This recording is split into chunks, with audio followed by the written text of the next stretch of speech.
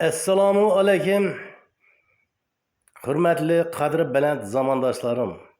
Sizlar bilan efirda bugungi yayında Kozboy Rozmetov. Sog' salomatmisiz, bormisiz, omonmisiz? Bugungi yayınımızın mavzusi ko'rish qobiliyatini yaxshilash. Hayot asablar orqali sodir bo'ladi. Sizda asab kuchi bo'lsagina siz sog'lomsiz. Ishtiyoq bilan maqsad sari intilasiz. Natijada baxtga erishasiz.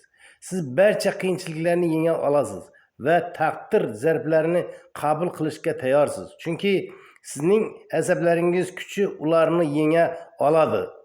Hayot siz asabi kuchli odamni yenga olmaysiz. U hayot zarblarini sabot bilan yengib o'z maqsadi sari qayta intilaveradi.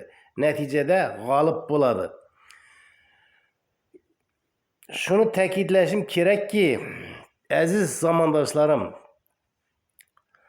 ko'z mushaklari mashqlarining oddiy dasturi, to'g'ri gigiyena, ovqatlanish va relaksatsiya asosida ko'zning ko'rish qobiliyatini tiklash va saqlab qolish haqida ham ma'lumot beramiz. Mashhur Yelena Kedler normal ko'rish qobiliyati bilan tug'ilgan insonlarga bunday maslahat berardi. Ko'zlaringizdan foydalaning. Har kun shunday yashangki, xuddi ertaga ko'rmay qoladiganday. Shunda siz avvallari hech ko'rmagan mo'jizaviy dunyoni kashf etasiz. Ko'rish qobiliyatini saqlash uchun berik sistemasi quyidagi qoidalardan iborat. Birinchi, sovuq va issiq suv yordamida ko'zni stimulyatsiya qilish. Ikkinchi, maxsus chuqur nafas olish mashqlari yordamida ko'zda qon aylanishini yaxshilash. Ko'zni relaksatsiya uchun mashqlar yordamida ko'z charchog'ini yo'qotish. Sog'lom ko'z uchun ozuqa. Ko'zga yetarli darajada vitaminlar zarur. A vitamini quyidagi mahsulotlarda ko'p: sabzi, pomidor, kartoshka, bargli sabzavotlar, petrushka, garchisa ko'ki, dengiz mahsulotlari, baliq, jigarning yog'i, kungaboqar pitasi, pivo chitqisi va hokazolar. C vitamini hujayralarini bog'laydi. U kamaysa mushaklar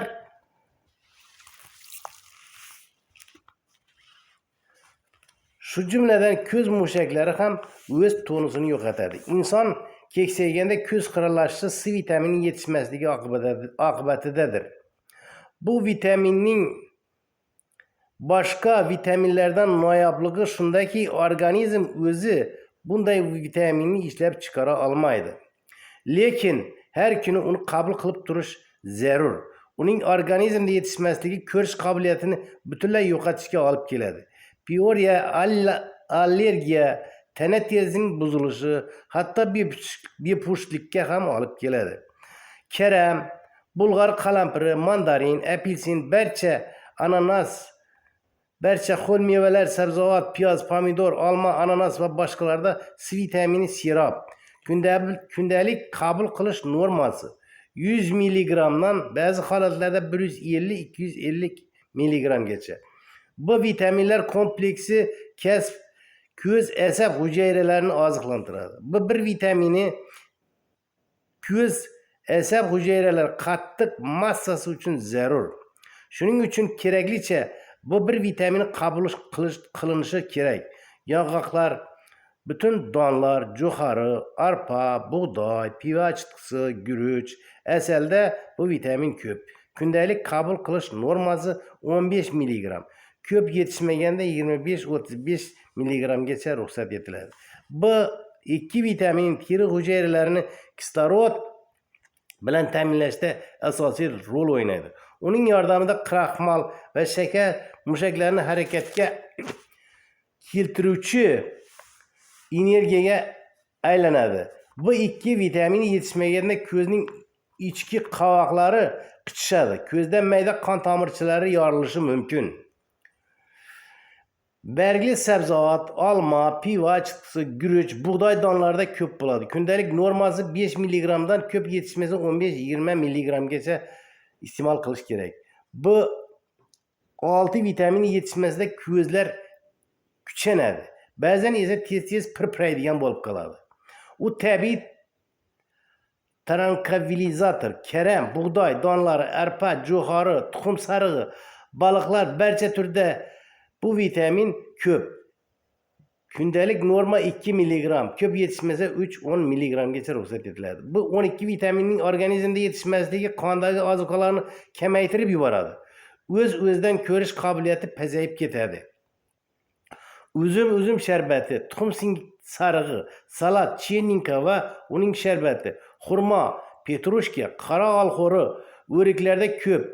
Kundalik qabul normasi 5 milligram, yetishmasa 10-15 milligramgacha.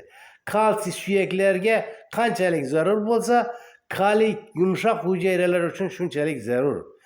Ko'rish qobiliyatining susayishi kaliy yetishmasligi natijasidadir. Kaliy asal va olma sirkasida ko'p. Shuning uchun har kuni ertalab 1 stakan suvga 1 osh qoshiq asal va 1 osh qoshiq olma sirkasi qo'shib aralashtirib iching. Bundan tashqari kun davomida sabzavotli salatga olma sirkasi qo'shib 2 marta iste'mol qilinadi. Desertga esa yangi parlangan yoki duxovkada pishirilgan meva iste'mol qilinadi. Siz nima yesangiz siz o'shasiz. Ko'zingiz ham o'sha. Umr davomida ovqat bilan iste'mol qilingan zaharlar organizmning turli a'zolarida, qon tomirlarida, bo'g'inlarda, buyrakda, jigarda, ko'zda tuz sifatida yig'ilib boradi. Ko'zda yig'ilgani qatratgani keltirib chiqaradi. Albatta, operatsiyadan so'ng hamda tabiiy hayot dasturiga rioya qilinsa, ko'rish qobiliyati uzoq yillar yaxshi bo'lib qolaveradi. Ko'rish qobiliyati kishi yoshiga bog'liq emas. 5-10 yoshli bolalarda ham ko'rish qobiliyati kamchiliklarini uchratish mumkin. Siz o'zingiz sog'lig'ingiz uchun javobgarsiz. Esingizda bo'lsin, o'zingiz qayg'uring. Sizga bir marta berilgan hayotni qadriga yetib yashang. Inson qayta kelmaydi dunyoga. Siz o'zingiz sog'lig'ingizda o'zingiz javobgarsiz. Boshqalar ko'zga yomon ta'sir qiladi. Narkotik moddalar esa umuman yaqinlashmang. Shirinliklarni ko'p miqdorda yemang. Ular tarkibidagi tozalangan shakar inson organizmida B vitamin kompleksining yo'qolishiga sabab bo'ladi. Ko'rish qobiliyatini yaxshilash dasturi. Agar siz ko'rish qobiliyatingizni uzoq yillar benuqson saqlab qolmoqchi bo'lsangiz, kuniga 20-30 daqiqa ko'zingizga e'tibor bering. Hafsala va g'ayrat bilan har kuni bu mashqlarni bajarib boring.